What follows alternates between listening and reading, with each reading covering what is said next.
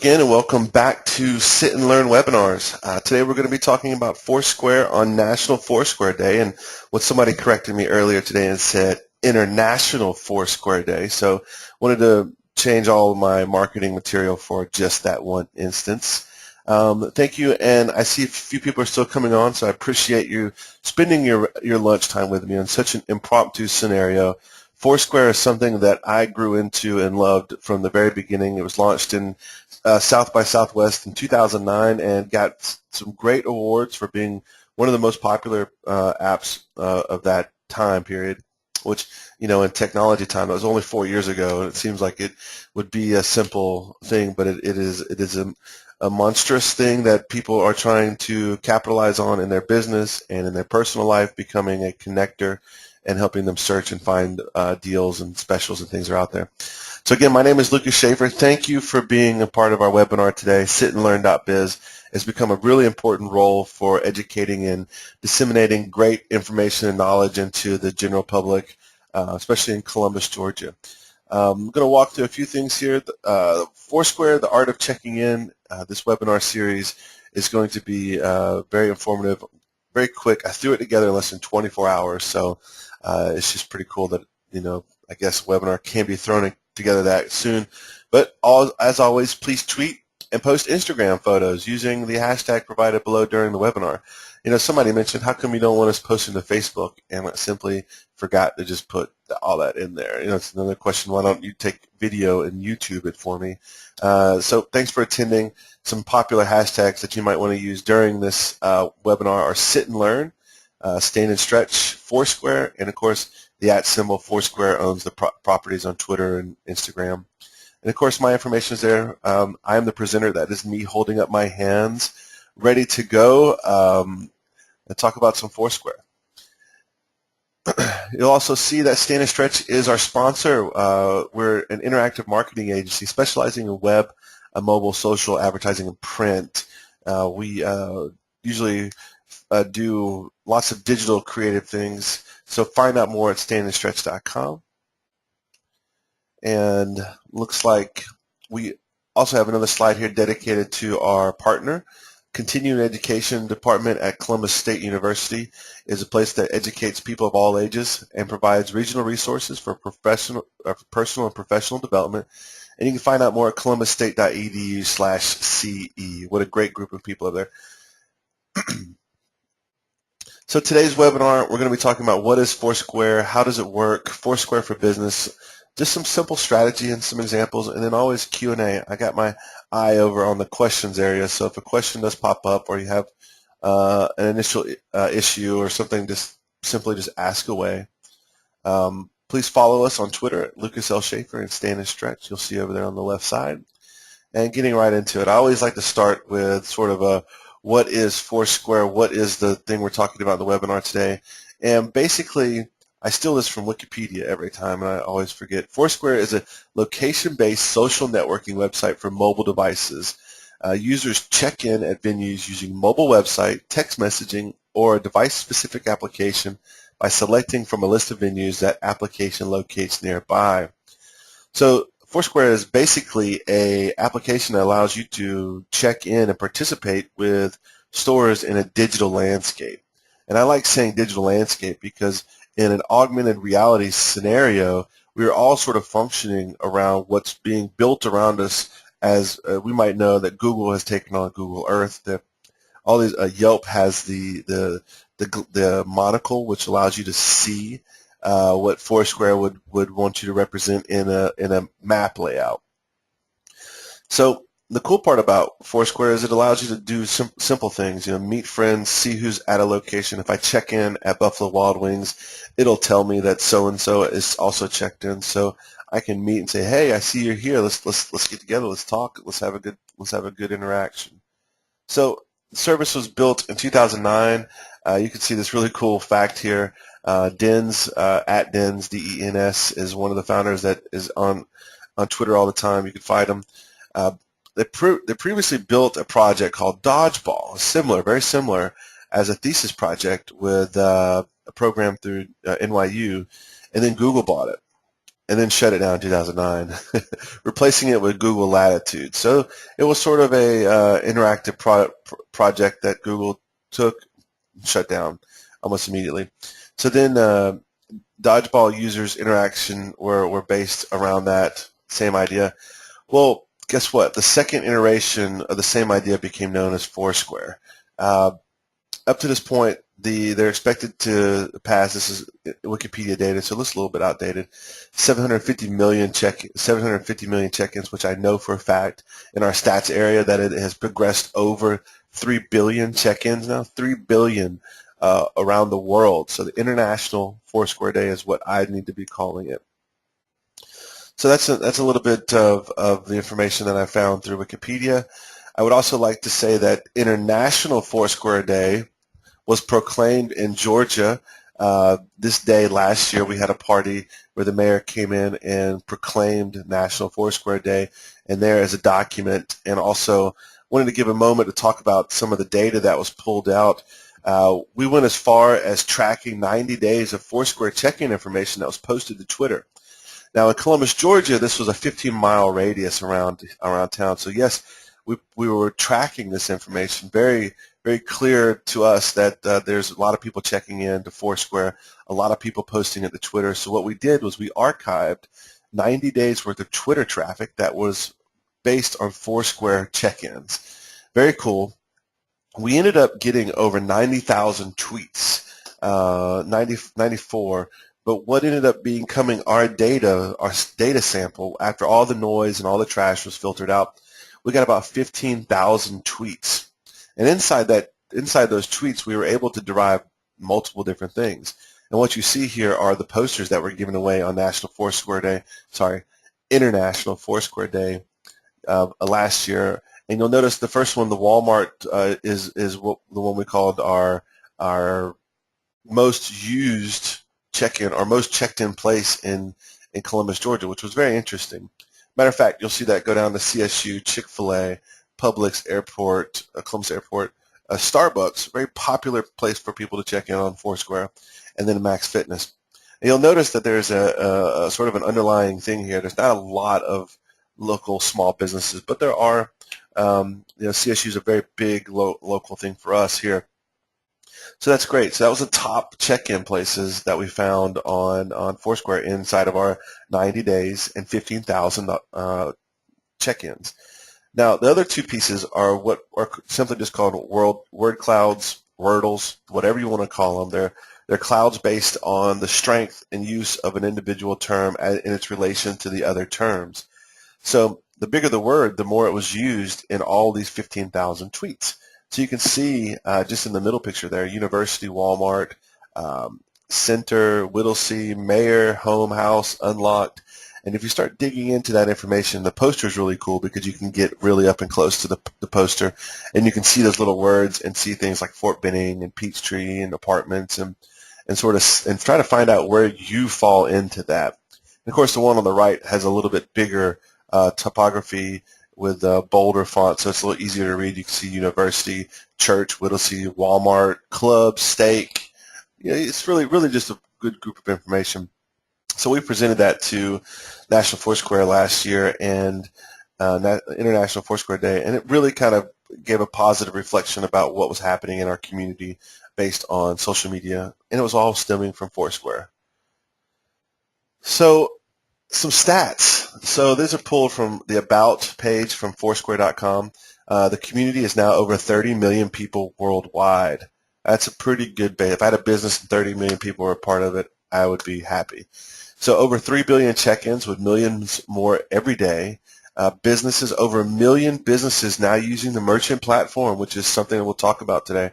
And then they have 100 employees based between their many international offices. This next picture I'm about to show you, I want you to pay attention because this is really super cool. And this is, and let me see if I can, so we got some cool, okay, cool. So this next stat is basically a map. And this is a very cool one. So if you're taking a look at it now, this is a look at the last 500 million check-ins. And if you take a moment to breathe this in and go, holy, look at that, you really see an enormous amount of check-ins throughout the entire world. I thought that this was such a cool graphic because it really kind of gives you the breadth of where the technology centers, where the people who are using technology, almost an idea because you can't use Foursquare anymore without a smartphone device. So this is really a great look at where the smartphone usage is most rampant in the entire world. Very cool. You can even see Hawaii sitting out there right above the Foursquare logo. I know I want to go to Hawaii just so I can check in, right? Exactly. So that's good. So continuing on, Foursquare looks like this. This is what's from their Foursquare page. Discover and share great places with friends. Over 30 million people use Foursquare, so this is a great opportunity. You could sign in with Facebook, obviously a cool thing, or sign up with your email address. And they are outside on the Apple App Store, the Google Play, which is Android, and then also in the app world for BlackBerry. So getting into some of the key functions of Foursquare, if you go to Foursquare.com, it becomes more of a search utility to try to find specials that are in your area and that are related to things that you're going to be doing in your business. You can see here where I've searched for food in Columbus, Georgia, and some really great recommended places popped up, and almost to the fact to the places that I spend most of my time at came up ahead of time. They're all rated, so this is scored from a rating system. And you see Locos Grill and Pub has one of the highest ratings in this general area for Foursquare check-ins. It's very easy to understand why. Part of our historic value with Locos was actually holding Foursquare events at Locos. So we always talk about bringing Foursquare back and having a Foursquare event. And I wish we would do more of that, and I wish that more businesses would be open to that, because right now Locos is popping up for food and Columbus, Georgia, on top of a lot of other national chains, and I'm very proud of that. I mean, Locos is also a national, but it has one of those locally owned, smaller. When you compare it to Buffalo Wild Wings, they compete in the same market, and it's nice to see Locos kind of on top of that. So that's cool. So searching is a big key now for the app itself and for also Foursquare.com. Now, another thing it's developed into the Foursquare opportunities are the user feed pages. So we see this happening. It kind of looks like LinkedIn now. It kind of doesn't look a lot like Facebook, but it has a Google Plus kind of attitude. It's kind of the soft grays and the very hard to differentiate some of the sections of the website. But you can see that it's trying to find my current location and tell me all about the people that are in my area that are doing things. I have 11 friend requests, and I'm very cautious about who I should let into my world and let people know where I am. Most of the times, you should think about security when checking into geolocated-based applications. But I'll tell you that this is kind of one of the way that I think about security. People, if they want to know that I'm not home and that I'm at work, that's fine. They can go out there and look and see where my car is located. But telling people on Foursquare that I'm at work is alerting a larger group of people that I am somewhere. And anytime you do that, you are putting yourself out there and letting people know that there is an opportunity to find you, or even find a place that you're not at, including your house. Now, the other side of that is the privacy settings for Foursquare are very much intact and are built around you being as private as you want to. So you can still participate with Foursquare, find things, be a part of the world that checking in, but you can make it private where nobody sees that information. So here is a list. Now this is cool because Foursquare allows you to create lists, and I've created must-visit Foursquare locations with specials. So a lot of these places might still or might not have, because specials are sort of time sensitive. But the idea is I created a cool little list that gives a great outlook in Columbus of places that have specials. So you can see up in the top right people who are following this list, and it tells me that I've been to 12 out of 17 of these places, which really kind of allows me to know, who's participating with my list, who's out there. If I'm a business owner, I can now put faces to foot traffic that I might not be able to participate and see on a level all the time. So that gets me into Foursquare for Business. I told you this was going to be pretty short and sweet. I really like the fact that I'm creating this webinar to tell people about Foursquare and to tell people about how they can help their business. And today, being that International Foursquare Day is a cool thing. So Foursquare connects people to business. This is very simple. It allows you to see who's walking through your door, and it gives you that participation level on the smartphone basis. So you can see a couple of things there. I'm going to just roll to the next slide. Um, what are you looking for when you get into Foursquare for Business? You're looking to get discovered, engaging and rewarding your customers, and monitoring foot traffic. One of the best things that we saw happen with our past use of our Foursquare events and the opportunities of looking at a business from a Foursquare level allowed us to see very clearly that there were people that were always coming. There was always one or two people that always checked in once a day that weren't employees, right? But they were always at the business. And how are you engaging that advocate? How are you turning that one person who checks in 7 times a month at your business, how are you rewarding that person? How are you engaging that person? So it's always fun to look at that because honestly, if they're checking in your business and they are the advocate for your business, then you need to communicate with them because they're tech savvy, because they're using their smartphone to check into your place digitally. They're using information that they know about you and sharing it to whoever. They might be sharing it to Twitter. They might be sharing it to Facebook. They might even be using the Foursquare check-in on their Instagram, which has become a very good link to the Foursquare area. And I read somewhere that it was also one of the reasons why there's more check-ins at this point. And then also getting claiming your business, getting discovered. Claiming your business immediately means that they say claim it instead of create it because there's a good chance that your location has already been created by a Foursquare user. In the early days, before I became a super user level 2, because there's 3 levels of super user, so I'm a level 2 super user for Foursquare. Inside of that world, you start seeing and being able to edit and create merge scenarios for people who are creating so much information so fast. For example, if you go to a business, if your business right now and if you're a business and you don't have a Foursquare claimed on your business, I can tell you can go out to Foursquare.com right now, look at your business, and there will be foot traffic. People will have checked in, people will have left tips, people will have added it to lists, and you need to simply go out there and claim it. So they have a claim process where you go out there just like Google Places and participate with your business. And once you get inside, you can actually monitor the foot traffic. So how cool is that? So here's a way that you can claim your business. So go to Foursquare.com/sign up and log in. You're going to search and then look for your information and look for the link on it that says claim here. That's going to send you through a lot of different options. You're going to be able to pull a form that allows you to manage lots of businesses so that you can get a special type of account. If you're an agency and you want to handle Foursquare as a marketing opportunity, which is a great of value to many businesses, especially one in a shopping center or retail space or a restaurant. I mean, these are killer Foursquare business opportunities. So make sure you claim that business. Little bit on the strategy behind Foursquare because everybody kind of tells this story different. I feel like in some parts that you create an experience with Foursquare because I know that if I go to Locos and check in 3 times, every third time, as long as it's within a month, every third time I get a free boneless wings. I get a 6-piece free boneless wings every third time I check in. So what does that equate to the value of the bottom line of your business?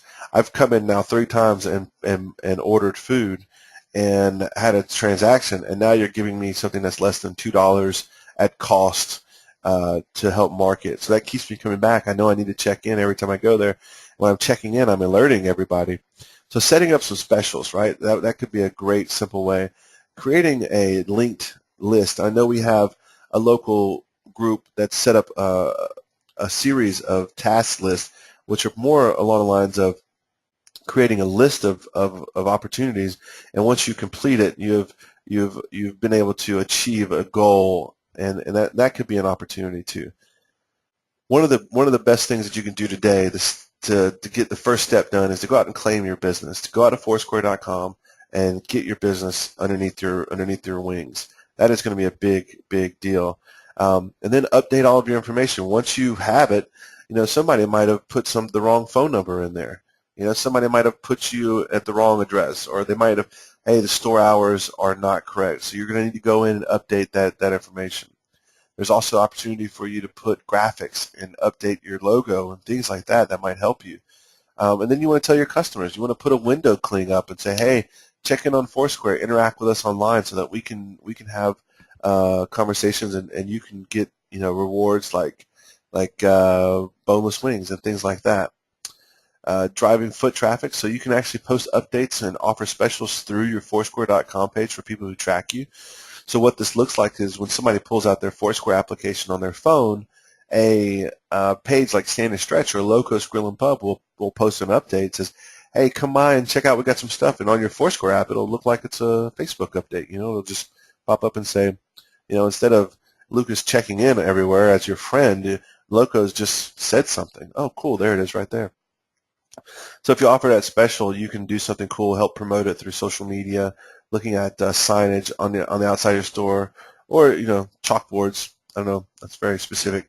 But stay up to date. That's another thing. So if you have specials that are getting out of date, out of whack, go in and update them on a regular basis. That way you can be in a better opportunity to find ways to look at your analytics, look at who's coming in there, find that one person, that one single person that is your mayor, and then go from there.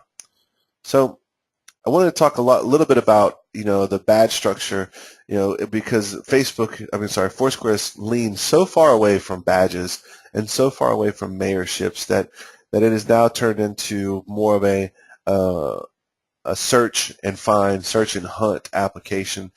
But if somebody does check into your location more than 10 times more than 3 times in a certain amount of time, more than any other person, they become known as the mayor of your location, which I think was something that was fun and cute and part of the initial growth of Foursquare, but that no longer is such a big deal anymore. One of the reasons why is you found that in the early stage of Foursquare, you had people that were mayors of over 200 to 300 different locations. And while that has shrunken down to average of 10 mayorships per user, you see that there's a smaller amount because of the higher level of usage, more competition for these areas. I myself am not the mayor of Stand and Stretch, if that makes any sense. I don't check in every day, but I do check in a lot. So here's some examples where Hilton has put together a hospitality area, and they're using it to share updates and events like their Thanksgiving dinner in London. Looks like a cleaner store, cleaners, I'm not sure what, but they're providing an affordable and eco-friendly dryer, clean, and laundry, offering specials that reward customers who spend $30 or more. You see some of this stuff with Starbucks and American Express. And of course, these are great examples of where you might find what are you going to be on Foursquare all about. If you spend $20 in our store and check in on Foursquare, are you going to be able to capitalize on increased interaction and engagement with your user base? So that's really kind of all I had for today's impromptu.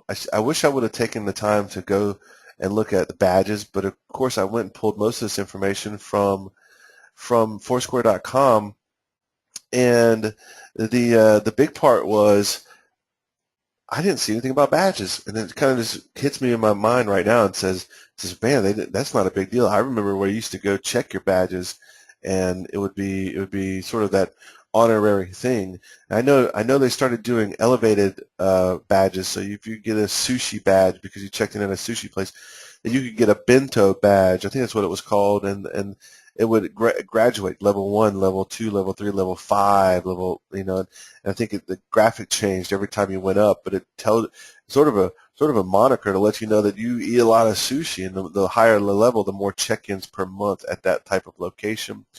Same for hamburger places and things. So there's a lot of stuff that was out there that became part of the game. I think today I wanted to focus on more of a business opportunity for claiming your business, setting up your specials, and doing things. So another short webinar. I think we have one coming up this Thursday on Twitter. I'm very excited about that. I need to do better about promoting these. I'm doing them too fast, and I'm not doing enough promotion for them. But you can go to youtube.com/standandstretch and subscribe. Inside that environment, you will find all of our past webinars, which is a great opportunity. With the one I just uploaded today, mobile site versus mobile app. If you're having some considerations on whether or not you should go with an application versus a mobile site, this is your webinar that's being uploaded today, which is April 16th. So thank you all for being here for our webinar on Foursquare for International Foursquare Day. Go out and check in, download the app.